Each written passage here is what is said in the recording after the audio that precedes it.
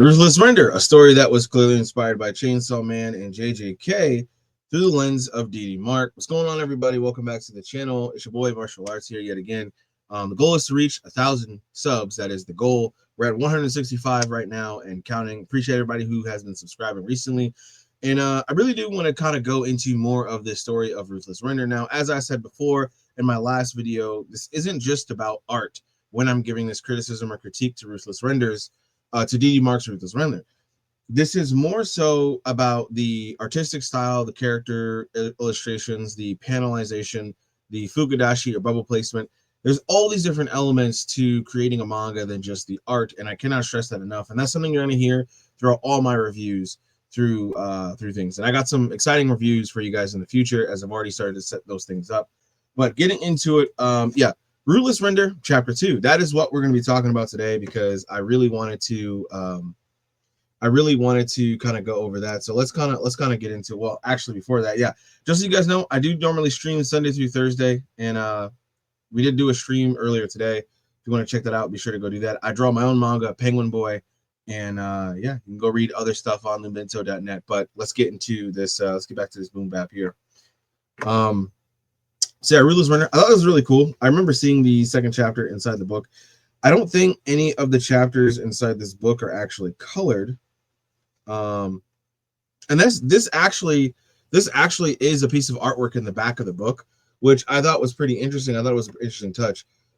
Right off the bat, I will say I wish that, see, here's the actual chapter cover. So here's the actual chapter 2 cover. I do wish that there would have been something. I think that he has a good, I think I've seen later DD Mark has a lot of good covers for his illustrations, but just talking about for chapter 2, there's that. And then if you go to the back of the book, this is one of the covers. This is probably cover chapter 2. This is probably chapter 3. Just my guess. I haven't looked into the actual manga version. Like, I'm seeing this with you for the first time through Manga Plus creators at least. But yeah, this is the chapter 2 cover, as you can see. This is that, but this is just the extra artwork in the back. I really wish in the volume he would have provided something more in terms of extra artwork, but it's still a dope ass cover. It's not like it's terrible or bad. The composition is still there, the color is still there, and I always love the little angle doing stuff like that. So yeah, that's pretty cool. Anyway, kind of getting into it. Let me go open it back up to that chapter. Okay. Here we are right here. We're just going to scroll down with it right here so you guys can see it with me. Trigger warning, this content of this chapter discusses depicts of themes and suicidal ideation, which is true. As we go down, we see somebody running. It's a team of some sort. Yeah, she says, yeah, quit being I'm just ready. Quit being a pussy. I'm ready. Just do your thing. He says, are you ready? And yeah, you do read this left to right. I always instinctively read things right to left. So right off the bat, you see great art direction yet again. You see great panel setups. You're getting to understand what's going on with everything. I thought this was someone chasing him, but it is him running down this way. Maybe he could have done something a little bit better to kind of showcase that this is him. I mean, we don't know the situation. We're kind of getting thrown into it right when the chapter starts. So you get the building. You get that they're in a building because they're showing it. You get to see all this stuff happening. Obviously, we don't see that he's chasing anyone, but, as we continue on and we go, we don't know if someone's chasing him. And I think that's my big thing about this is the paneling and the art direction is really great. But when it comes to what's inside the panel, I think this should have just been a little bit more clear, as in like, hey, maybe we see some zoom line, like a zoom line where he's like running or dashing or something like that. And I think somebody is chasing or somebody is right behind him because somebody crashes into the thing. But this part is just kind of unclear. It looks like they crash into it, but I think this is just him, right? So as he's running and he's talking to this girl saying, don't you think my fear is justified in the situation? We see this thing. This thing looks creepy, and I like that it's like a amalgamation of hands, and it's just going and it's just being like, oh yeah, this is super creepy. Now, I do like the panel layout within the manga itself. Okay. The panel layout within the manga itself looks one for one. Everything looks really good. Everything looks really clean, really clear. There's enough space for the gutters and stuff like that. And this person says, just shut up and get to hopping already. Look alive, here I come. And as he's running, the thing roars. which this rendition of drawing this mouth here, especially opening up, is just super creepy. I like it. He goes through, thing crashes out, and then he hops on these little black discs. Rendered ability, Moonwalk. Now, this part is one of my favorite parts within the actual sequence. I really enjoyed seeing this person take off their rings and then say, Odera, I call on you. And then she grasps it. She says, destroy. And then this happens. This is really reminiscent and really, really, really inspired, of course, by Chainsaw Man. You know, there's this element of Chainsaw Man where he says con and it comes out and it bites a thing. It breaks through the building. I think this is the exact same thing. It's really cool. I don't know if her ability has any drawbacks or anything like that. Throughout the entire chapter 2, we don't really figure that out as of right now, but she does seem like a cool, calm character. And for me, outside of that, I just think her character isn't as well established as the male characters of the story. I think that she is kind of written underwhelmingly throughout the rest of the volume, but you'll see in this chapter that this is some of her best character. This is some of his best character introduction here is with her. So she has that. And then, of course, you know, yay, one shot kills. They kind of come down. He hops down. He's super tired. He's like, yo, why do I have to do all the work? I do like Stella Turner's design. Obviously, you know, the scar on her face, the black outfit. It does remind me of, once again, Chainsaw Man with the whole organization thing. And then she talks about boys and their fragile egos. We killed the renders. That's what matters. And they pretty much talk about how it was one-sided at that point. This whole thing is kind of one-sided. And she's like, nah, you can't just wait to deal the finishing blow. You have to get in there and you have to attack. And yeah, she takes the call. These guys sit down and, you know, he has a little heart-to-heart. Now, this is kind of, once again, where I begin to kind of look at things, right? I feel as though this conversation piece could have went on for a little bit longer. I think you could have done something with that. And this is why I always urge people to go read more manga, right? I always tell people, you know, you could read, if you read a lot more manga, you get to understand the little nuances between conversations. You understand the facial expressions. Within manga, facial expressions is key. It is one of the biggest, most prominent thing you could have. Now, body language is always there, backgrounds are always there, but I feel like in this case, he could have really focused on showcasing, hey, they like each other. And it's not like he didn't do that through the dialogue because, you know, I'll just read some of this with you. So she says she has to take this call, right? She says she has to take this call here. Hang on, let me zoom this in again. She says she has to take this call here. All right, let's take 5. All the field training. I need to take this call. We go over. You think we're finally getting a third member of the team? Maybe that's why she's on the phone. No, I don't think so. It's just it's probably just boring revoker paperwork. But to be honest, I kind of don't want a third teammate. She leans her head on his shoulders. I like it with just the two of us.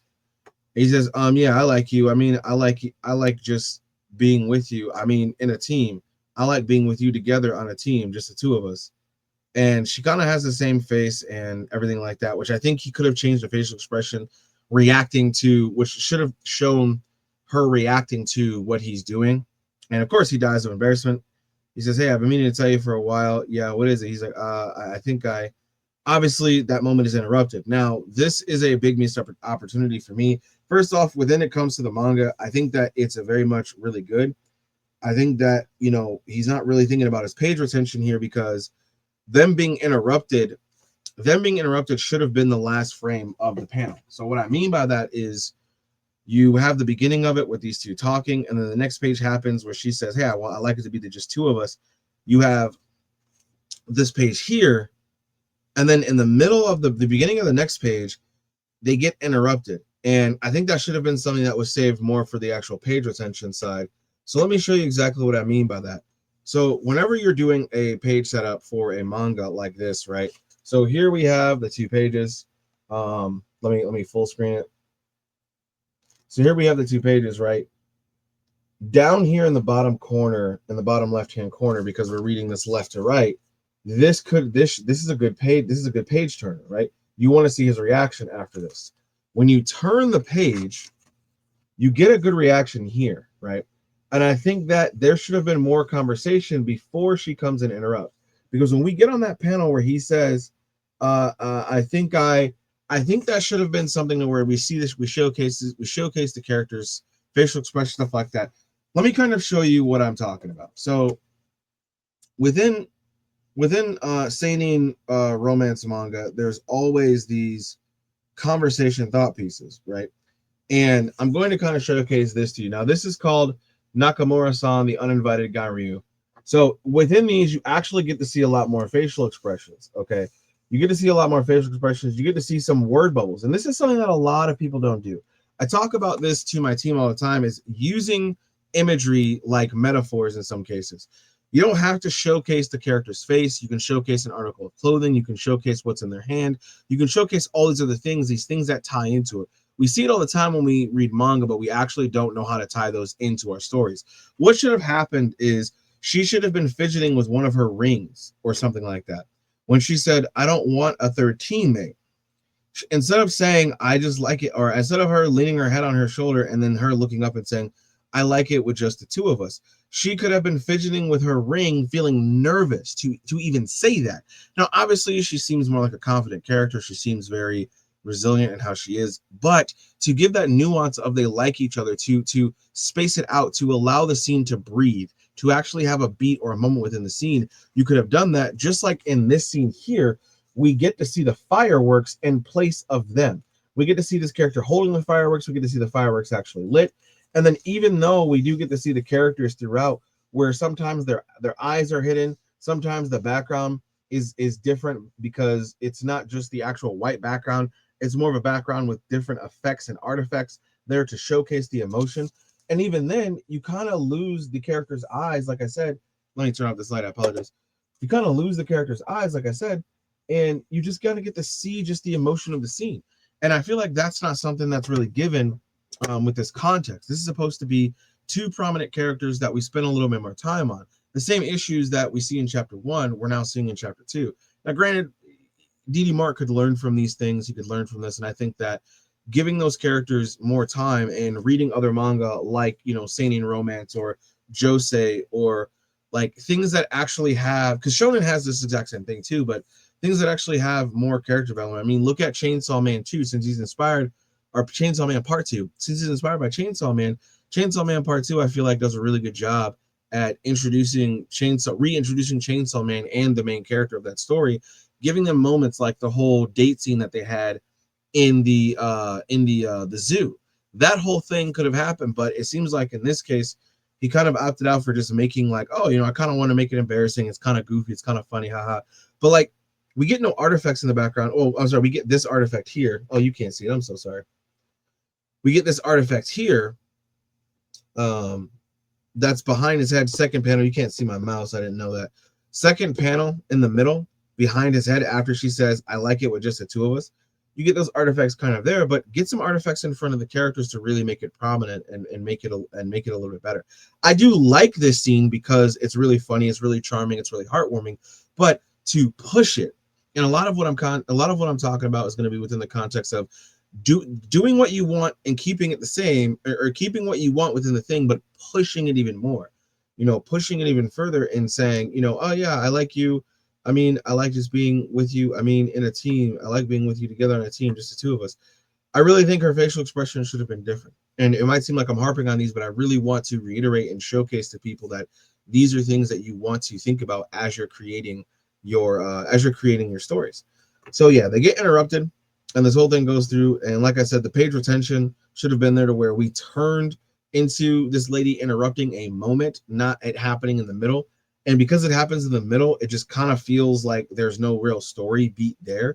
It kind of just feels like they're just kind of talking and this thing happens. And the magic in the air isn't really there as much as it could be, And this is why I read a lot of romance, a lot of, isekai, a lot of all these things, because they have these different elements than just what shonen has. And they can actually teach me how I can tell these parts of the story when it comes to relationships, a guy liking a girl liking a guy. A lot of the stuff you have to think about, and shout out to Stormrave, he gave me this idea. When you're writing a woman, when you're writing a woman or a male character, are you writing these characters from the perspective of a woman or the perspective of a male? And I might have said it wrong, or might have butchered it, but it's essentially, if I'm writing a woman, am I writing this for the male audience or for the female audience? And when I'm writing a male, am I writing this for the female audience or the male audience? It's one of those things because that's totally going to make how the character is portrayed on the page is completely different. So we continue on. They go to Reverker HQ Oasis, which I do like that it's just like a basic building. There's like nothing crazy special about it. It's just kind of there.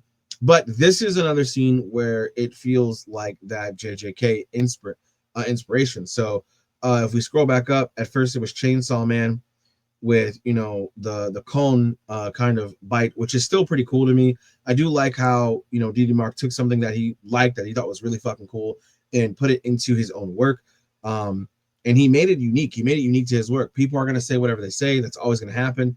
And if a lot of people knew Japanese manga, they would see that Japanese bite from each other's flows all the time. But we're not going to talk about that. We're not going to talk about it. Anyway, we continue on to where they go to the Revoker HQ Oasis City Branch location. And like I said, I really do like this panel. I like just the random people walking around, chilling. It makes the world feel alive. And then we go into here and we just see, all these different soldier guys pointing this gun. And this character is chained up. Now, there's no talismans or nothing like that. I know people are going to look at it and say, oh, it's just this. Bro, it's okay. It's not the end of the world. You can read it. If you're paying attention and looking at it at that perspective, then at that point, you're not going to like it. You shouldn't like a lot of media because they're just rehashes of books and all that stuff. But they're basically questioning him like, hey, what happened? Why did you kill all those guys, all these people from chapter 1? And then you have Seth. His eyes are covered, and it's a clear JJK reference once again, which is why people sat there and they say, oh, you're just ripping off these because of this. I, in no way, once again, I'll say this in this video, like I said in the last, I in no way think that he is ripping off anything. I think he is taking concepts and ideas that he likes from other stories and incorporating them into, these works, into his own work, Ruthless Render. So I think that's it. And like I said, a lot of mangaka bite from each other's flows all the time. Oda did it from Oda did it from Masashi Kishimoto, so forth. They've done it from other people, and it just works. So yeah, they're still questioning him, asking him this. He's saying, I have no idea what you're talking about. This guy's like, hey, look, why do you have yellow eyes? Why do you have yellow eyes like the devil? And he's like, I don't know what's going on. This thing happened, and they're saying, hey, what's happening? There's a dead girl, blah, blah, blah. He's like, she had a name, and that's when he kind of transforms. And he's like, sir, should we open fire? There be a chain that goes around his face and his neck, and you can see that the chain, it seems, is someone's render. Seems like the chain, or not a render. It seems that the chain is someone's udder, maybe, or ability. But yes, it's this guy's thing, I think. But anyway, they say, stand aside, stop, that's enough. They let him go, or they don't let him go. They have this girl come talk to him, and there's like this. I thought this like down her shirt shot was really funny because it's not like her chest is like big or prominent, but at the same time, he sees on her chest and he's like, yeah, I don't really like this. He looks away. They still end up questioning him, and she ends up saying like, hey, you're a render. And that's when we find out he is a render because someone talked him into existence. You were spoken into existence, which means you're a render. He breaks his chains, and then she taps his head and he goes night night. Now, we don't fully know her abilities. We don't know what her abilities are. We don't know how things go, but I do like a lot of these panels. I think a lot of, like I said, DD's Mark paneling is very good. I think his character design, especially when we get to see it like this, is very good as well. Even this transformation phase, I think, is really good. I think it really works. Now, she must hold some sort of significance, some sort of importance if she's able to walk in here and do certain things, but she stabs him in the neck, and then the blade lights on fire, and then he kind of goes on fire, and then he kind of changes. I do like this sequence of events here as well. I think that DD Mark did a very well good job. I think DD Mark's sound design too is pretty good. It's very subtle in certain instances, like this thud is very subtle because he wants you to really pay attention to the art and not just like the back, and not just like the sound design. I'm the opposite. I want the sound design to be just as important as the art in some cases. But all this stuff is really good. DD Mark does a very fantastic job at angles and degrees and stuff like that. And I think that it's excuse me, it's very well done. So continuing on, he does that. She puts him to sleep, and then we cut over to a couple different things. People have this meeting once again, We see that everything is busy. We see this guy talking to her or talking to him. What up, Dash, man? What's up, buddy? He's like, well, what'd you find out? They talk about a meeting that he had and say, hey, the whole organization is freaking out. We just had a long ass meeting about him, stuff like that. And I started to get close to him is what we're hearing. And then, it seems like we're learning more about this character. And everything seems to be very direct. There's subtlety there, but it seems a lot more direct, and it's not a problem. I think so far this chapter really did a great job at keeping the pace up, keeping the same pace as last chapter. Very not very fast paced, but fast pace. Everything in between is like kind of there and not there at the same time. Like, it's not like we're going and doing a really big deep dive into some of these characters. Like if you were to read Naruto, One Piece, Bleach, Shaman King, Yu Yu Hakusho, there's times where they do deep dives into these characters' past, and obviously we're not there yet in the story. And some stories like Bleach does a very good job at setting up the main cast of characters before the Soul Society arc. And I think I always want to see that a little bit in these other stories. Is I want to see you showcase more of these characters' personalities, not just their ability to fight, but more so their ability to just exist, to do things.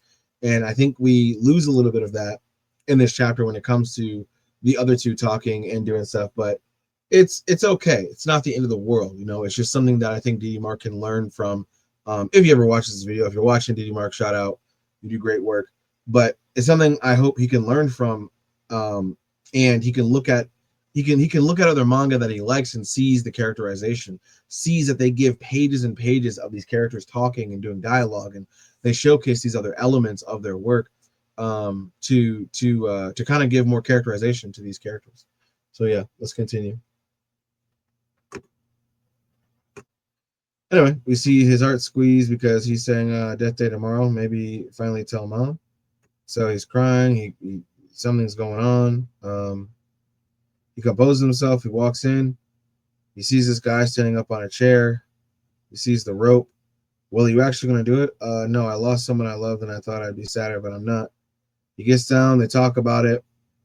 And then I thought they knew each other by the way they were talking, but then they end up like clasping. It's like, well, nice to meet you, Cass. It would have been nice to get to know you. I'm sure you would have been good friends.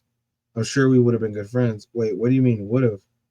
And he's like, I got a text, Toby. I'm ready to go.